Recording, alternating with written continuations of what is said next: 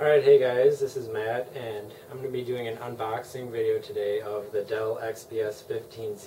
It came in the mail from FedEx the other day.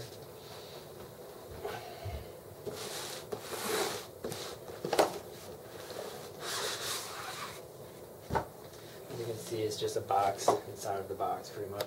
Nothing in the first box.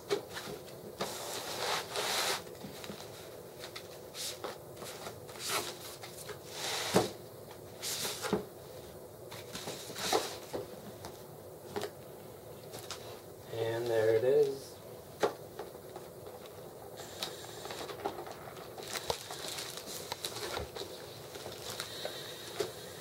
And here is the power cable. That's pretty much all that's in here.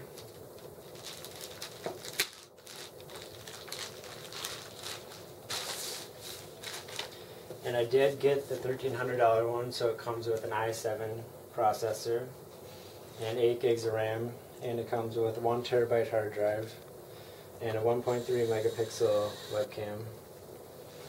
And it does have 3 USB ports, one 3.0, an HDMI plug-in, and there is the CD drive, the microphone, and the headphone jack.